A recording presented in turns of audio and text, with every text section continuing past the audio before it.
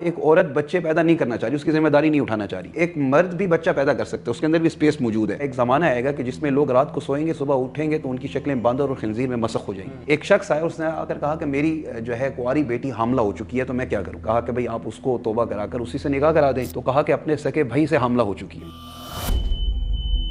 آپ بتا رہے تھے کہ ویسٹ میں کچھ ایسے تجربات بھی ہو رہے ہیں کہ جن کی بنیاد پہ جینیٹیکلی کچھ چینجنگز کرنے کے بعد ٹرانسجینڈرز باقاعدہ پیدا ہونے شروع ہو جائیں گے۔ باقاعدہ یہ بڑا اہم مسئلہ ہے۔ فیمنسٹ اس وقت جو وہ کہہ رہے ہیں کہ ہمیں برابری چاہیے، مساوات کا نعرہ ہے کہ ہم مرد اور عورت دونوں برابر ہونے چاہیے۔ اب اس میں یہ کہہ رہے ہیں کہ یہ معاشرے نے، یہ سوشل کنسٹرکٹ ہے کہ جنہوں نے کہنا شروع کر دیا کہ عورت الگ ہے مرد الگ ہے، تو یہ مطلب بایولوجی کے طور پر نہیں ہے بلکہ لوگوں نے کہنا شروع کر دیا، تو اس وجہ سے بلکہ یہ ان کا نعرہ بالکل غلط ہے۔ اگر آپ دیکھ لیجئے، اگر فزیکلی بھی آپ دیکھ لیجئے، ایک مرد کی اپنی اس کی ایک ساخت ہے، ایک عورت کی اس کی اپنی ایک ساخت ہے، اس کے بولنے میں، اس کی آواز میں، سارا کچھ اس کا تبدیل ہے۔ اور ایک عورت حاملہ ہوتی ہے، ایک مرد نہیں ہو سکتا، تو اس میں بھی ایک فرق ہے، لیکن وہ یہ کہتے ہیں اس فرق کو بھی ہم نے ختم کرنا ہے۔ اب باقاعدہ یہ ریسنٹلی ایک ڈیبیٹ ہوئی کیسر احمد راجہ بھائی کے ساتھ، وہ ہمارے بڑے ہی عزیز ہیں، تو اس میں ایک فیمنسٹ کہہ رہا تھا کہ اب ہمارے ایکسپیریمنٹ اس چیز کے اوپر بھی ہو رہے ہیں کہ ایک مرد بھی بچہ پیدا کر سکتے، اس کے اندر بھی سپیس موجود ہے۔ تو اب ویسٹ میں اگر آپ چلے جائیں نا، تو وہاں ایک عورت بچے پیدا نہیں کرنا چاہ رہی، اس کی ذمہ داری نہیں اٹھانا چاہ رہی، اور ایک مرد ایک عورت کی ذمہ داری نہیں اٹھانا چاہ رہا۔ وہ کہتا ہے آزاد ہم زندگی گزاریں، تو وہ اثر ہمارا سارا کا سارا، ہم جو کہتے ہیں سینشول ایتھیزم، اس کے پیچھے کیا ہے؟ ویسٹ کا ٹھپا ہے کہ یہ یہاں سے دیکھ کر ان کو فالو کرنا شروع کر دیتے ہیں۔ اس پر میں ایک حدیث بھی اللہ کے نبی صلی اللہ علیہ وسلم نے ارشاد فرمایا تھا کہ ایک وقت آئے گا کہ تم قدم بقدم بالش بالش جو ہے فالو کرنا شروع کر دو گے۔ اگر وہ کسی گو کی غار میں بھی گئے تو تم اس میں بھی داخل ہو جاؤ گے۔ تو صحابہ نے پوچھا یا رسول اللہ اس سے یہود و نصارہ مراد ہے؟ کہا اور کون مراد ہے؟ تو اس وقت یہ یہود و نصارہ کو فالو کرنا، ویسٹ کو فالو کرنا، اب وہ بھی نہیں رہے، ماڈرنزم کا شکار ہو گئے کہ ہمیں ویسٹ کی طرح بننا ہے، کپڑے ویسے پہن لینا، پھٹے ہوئے کپڑے، یہ بھی کیا ہے؟ ویسٹ کا ڈیزائن آیا۔ اس پر میں ایک حدیث سنا تھا جو اللہ کے نبی صلی اللہ علیہ وسلم کی حدیث ہے، ذرا سخت ہے۔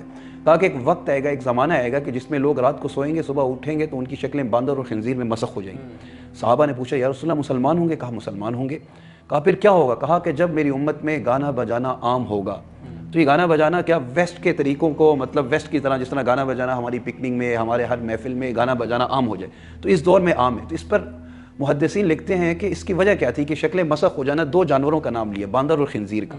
تو کہا اس کا وصف اس امت میں پیدا ہو جائے گا۔ تو باندر کا وصف کیا ہے؟ نکالی اتارنا، نقل اتارنا، آپ اس کے سامنے جو کام کرتے ہیں آپ کی نقل اتارتے ہیں۔ تو اس وقت یہ وصف پیدا ہو چکا ہے کہ ہمارا نوجوان جب بھی میڈیا کے اوپر دیکھتا ہے کسی بھی ایکٹر کی صورت کو، اس نے جس طرح سر میں ٹنٹ کی اور لکیریں نکالی، تو اس نے بھی اپنے سر میں ٹنٹ کرا کے لکیریں نکال لی۔ اس نے اپنے داڑھی کا جس طرح سٹائل بنایا، اس نے بھی ویسے سٹائل بنا دیا۔ انہوں نے پھٹے ہوئے کپڑے پہنے، انہوں نے پھٹے ہوئے کپڑے پہننا شروع کر دیے۔ تو یہ وصف بندر کا اس امت میں پیدا ہوگی۔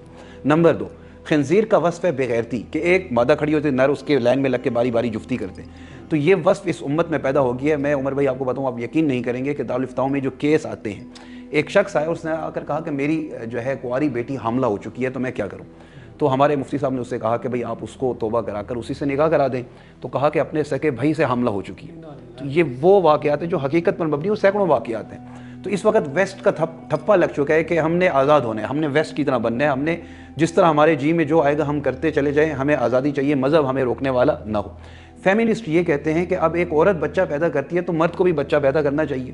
تو اب اس کے لیے انہوں نے نئی، جس کو کہا جاتا ہے بایو ٹیکنالوجی کے نام سے ایک ٹیکنالوجی ایجاد کی ہے، کہ اس میں یہ ہے کہ وہ ایسا انجیکشن لگاتے ہیں، بڑا خطرناک ہے، کہ جب ایک عورت حاملہ ہے تو اس وقت سے اس کو انجیکشن لگا دیے جاتے ہیں کہ جب بچہ پیدا ہوتا ہے تو وہ جب بڑا ہوگا تو اب نہ وہ پہچانا جائے گا، نہ ہی ہے نہ شی ہے، اس کو نہیں پہچان سکیں گے، کہ اب وہ خود ہی ڈیسائیڈ کرے گا کہ میں مرد ہوں یا عورت ہوں۔ جنسی اعضاء خراب ہو جائیں گے یا وہ ذہنی طور پہ مفلوج ہو جائیں گے؟ وہ ہارمونز اس کے، جو ایک مرد کے ہارمونز ہوتے ہیں نا، اس کی ہارمونز کی ٹریٹمنٹ کی جائے گی۔ اکثر آپ نے دیکھا ہوگا جو جن کو ہم خواجہ سرا کہتے ہیں، کہ بعض مرتبہ میک اپ کیا ہو، شکل سے تو عورت نظر آ رہے ہوتے ہیں لیکن جو ہے ان کی آواز مردوں والی ہوتی ہے، یا بعض مرتبہ ایسے ہوتے ہیں جن کی داڑھیاں بھی ہوتی ہیں لیکن وہ ان کے اسٹائل سے لگتا ہے عورت ہیں یا آدھی بات کر رہے ہیں۔ تو اس قسم کے وہ نہ مرد لگیں گے نہ عورت، نہ ان کو ہم شی کہہ سکیں گے نہ ان کو ہم ہی کہہ سکیں گے کہ وہ کون ہے۔ تو اب اس کا مطلب یہ ہے کہ وہ خود ڈیسائیڈ کریں گے کہ بھئی ہم نے مرد بننا ہے یا عورت بننا ہے۔